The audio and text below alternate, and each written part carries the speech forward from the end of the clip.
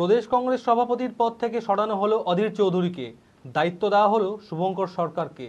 আর তা নিয়ে শুরু হয়েছে অধীর চৌধুরীর আগামী রাজনৈতিক ভবিষ্যৎ। কংগ্রেস হাইকমান্ড তৃণমূলকে খুশি করতেই অধীর চৌধুরীকে দায়িত্ব থেকে অব্যাহতি দিলেন, না এর পেছনে রয়েছে অন্য কোনো কারণ? মানসিক স্বাস্থ্যের জন্য সবার আগে যে নামটি মনে ভেসে ওঠে, সুস্থ মনের ঠিকানা মনোবীক্ষণ। যোগাযোগ নাম্বার 7477799516। প্রদেশ কংগ্রেস সভাপতির পদ থেকে সরানো হলো অধীর চৌধুরীকে, দায়িত্ব দেওয়া হলো শুভঙ্কর সরকারকে। আর তা নিয়ে শুরু হয়েছে অধীর চৌধুরীর আগামী রাজনৈতিক ভবিষ্যৎ। লোকসভা নির্বাচনে পরাজয়ের পরেই অধীর চৌধুরীর সঙ্গে কংগ্রেস হাইকমান্ডের একটা দূরত্ব বাড়ে। আর তা নিয়ে শুরু হয়েছিল জল্পনা। মমতা বন্দ্যোপাধ্যায়ের বিরোধিতা নিয়ে অধীর বরাবরই সরব। কংগ্রেস হাইকমান্ড তৃণমূলকে খুশি করতেই অধীরকে দায়িত্ব থেকে অব্যাহতি দিলেন, নাকি এর পেছনেও রয়েছে অন্য কোনো কারণ? যদিও কংগ্রেসের পক্ষ থেকে দাবি এটি নিয়ম মাফিক সভাপতি বদল করা হয়েছে, তবে বিজেপির জেলা সভাপতি শাখারুপ সরকার অধীর চৌধুরীকে বিজেপিতে আসার জন্য আহ্বান জানিয়েছেন। মুর্শিদাবাদের কংগ্রেসের ভবিষ্যৎ কি, তার জন্য কি আরও কিছুটা অপেক্ষা করতে হবে? প্রদেশ কংগ্রেস সভাপতি সোহন মিত্রর জায়গায় অধীর চৌধুরী এসেছিলেন। সাংগঠনিক রদবদল বা পদ থেকে সরিয়ে দেওয়া না দেওয়া এগুলো সর্বভারতীয় কংগ্রেসের দায়িত্বের মধ্যে পড়ে এবং এখতিয়ারের মধ্যে পড়ে, সেই সম্পর্কে বলার কিছু নেই। তবে একথা বলার, পশ্চিমবঙ্গের কংগ্রেস রাজনীতিতে, বর্তমানে কংগ্রেস রাজনীতিতে কংগ্রেসের যেটুকু জনজোয়ার, তাদের বিশ্বাস ভরসার প্রতীক অধীর চৌধুরী, এর মধ্যে কোনো ভুল নাই। এটা সর্বভারতীয় কংগ্রেসই জানে। যে কজন বাঙালি দিল্লির বুকে রাজনীতিতে সফলতা এনেছিলেন বিভিন্ন বিষয়ে, তাদের মধ্যে অধীর চৌধুরী একজন। প্রণববাবু, প্রিয়রঞ্জন দাসমুন্সী, এদের পরেই বোধহয় অধীর চৌধুরীর নাম।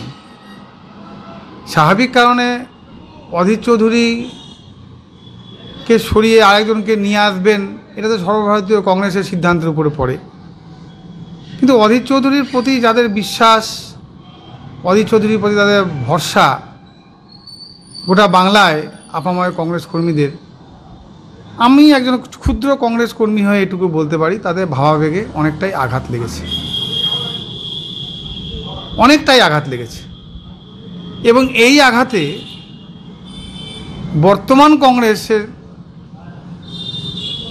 যা সিচুয়েশান, সেই সিচুয়েশান আগামী দিনে তাদের ভাবাবেগটা কোন পর্যায়ে থাকবে, সেই ভাবাবেগটাকে কতটা কাটিয়ে উঠতে পারবে কংগ্রেস কর্মীরা, এটা আগামী দিন বলবে। এটুকুই পর্যন্ত বলতে পারি। অধীরবাবু এবার প্রথম তিনি সরলেন তা নয়, 2019-এ 18-তে উনি একবার সরেছিলেন, আবার উনি কংগ্রেসে ছিলেন। কিন্তু শুধুমাত্র তার বহরমপুরের লোকসভায় জিতবার জন্য ভোটের এবং ভোটারদের তারতম্য অনুপাতের ফর্মুলাটা তার মাথায় রাখার জন্য উনি বিজেপিতে আসতে পারেননি। কিন্তু এই মুহূর্তে উনি এখন প্রাক্তন রাজ্য সভাপতি, প্রাক্তন সাংসদ, সবই তার প্রাক্তন।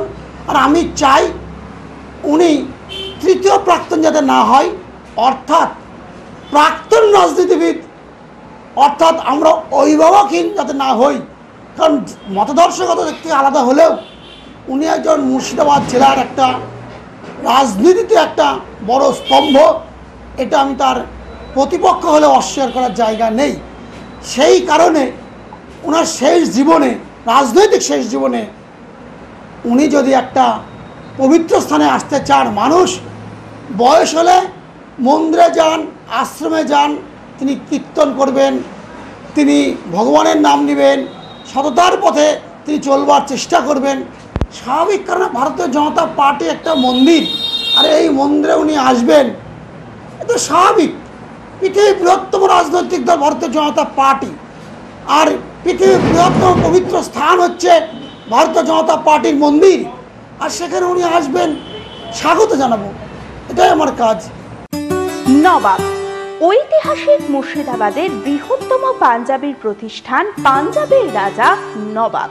বিয়ের কোচানো ধুতি, সিল্কের পাঞ্জাবি ও শেরওয়ানির বিপুল সম্ভার পাবেন। একমাত্র পাঞ্জাবির সেরা ঠিকানা পাঞ্জাবির রাজা নবাব। এবার পুজোয় বাঙালিয়ানার আধুনিকতার ছোঁয়ায় পাবেন মধুবনী কাঁথা স্টিচ, জমিদারিয়ানা অ্যাপ্লিক, বাঙালিয়ানা ফেব্রিক ধুতির বিপুল সম্ভার। এছাড়াও বাচ্চাদের Modi coat set, Indo western digital print, Madhubani, জমিদারি কটন পাঞ্জাবি। পুজোর কেনাকাটায় আজই আসুন পাঞ্জাবির রাজা নবাব। ঠিকানা 28 MM Sen road, Khagra, Baharampur, Murshidabad. Mobile number 9732888000। পার্কিংয়ের সুব্যবস্থা রয়েছে।